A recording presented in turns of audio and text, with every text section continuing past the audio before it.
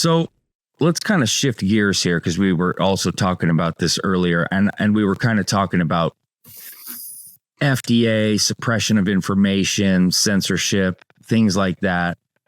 I ran that poll on Instagram about, the trust in the FDA giving us the proper health information. And I didn't vote on it. I just wanted to see what people said. Well, it's kind of was an astounding 100% no. And, it wasn't thousands and thousands of people answering. And I got a feeling some people are scared to even answer that in fear of, right. I get it. Sure. But let's not get one vote of yes, not one. I'm interested to know. I have an opinion. What is your thinking on that, and what has killed or at least lowered the trust that much as time has gone on? Because I don't think it was always like that. I think part of it is it's become politicized to a degree. Yeah. And so there are people who become just huge believers that they may not be your followers or mine, but who are just total believers in whatever the FDA says or the CDC says has to be true. Right. And I think there's a growing population of folks who believe that anything the FDA or CDC says is not true. Yeah. And so, and there's this assumption coming out that maybe the FDA is not so much interested in individual health or public health, but more interested in the pharmaceutical industry and its profits. And there've been a number of stories that have come into the media that kind of are questionable about the way that employees shift from the big pharmaceutical companies to the FDA and then back, and it's sort of the same players in both worlds. And if you look at some of the movies about the way the opiate crisis happened and the role that the FDA played in approving OxyContin, is certainly troubling if you watch those documentaries or those fictionalized accounts, telling the story.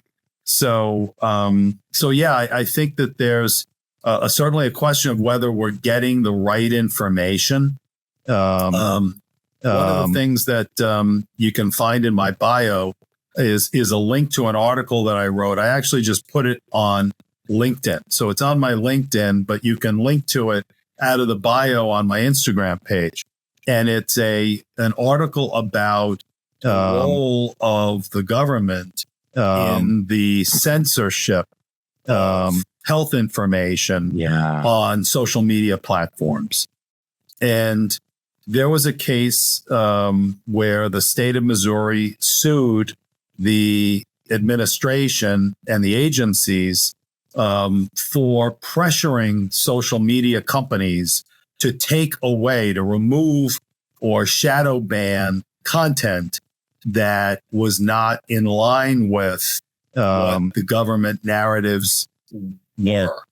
And obviously the First Amendment prevents the government from infringing free speech, right? I mean, that's, of all the amendments, that's the first one, right? It's important. So the right of free speech in a free society to be able to say what you want without fear that the government is going to suppress that speech is important. Sure. But what the case said, and it actually went up to the circuit court, which is the highest court before, the circuit courts are the highest courts before the Supreme Court of the United States. And the links to both the lower court decision and the circuit court decision are in my article. So read them. People should read. These are public records that, judges have made decisions and they've issued written decisions looking at the facts and making assessments of them. I invite everybody to read those decisions that are linked on the page because it's troubling. It's very, very troubling if the government pressures Twitter or other social media platforms to do what it can't do itself, but does through a platform, through a media platform. So that's disturbing stuff. And, the question of what do you deal with? How do you deal with misinformation? And there is a lot of misinformation. I mean, we read it on social media, and some people can get so wrapped up in that misinformation that they become galvanized into action to do maybe bad things because of that misinformation. It's a concern. On the other hand, censoring what you think is misinformation that might even turn out later to be correct is problematic. And some of that appears to have happened, which is not a good thing. No. On the one hand, you don't want somebody to be able to set up a website and get thousands of people to follow him on a diet of eating only sawdust. Right? Exactly. I mean, it's not a good thing. On the other hand, I think that the best way to combat misinformation is to put out reliable, truthful, accurate information and make that accessible to the public and try to steer the public toward that reliable information.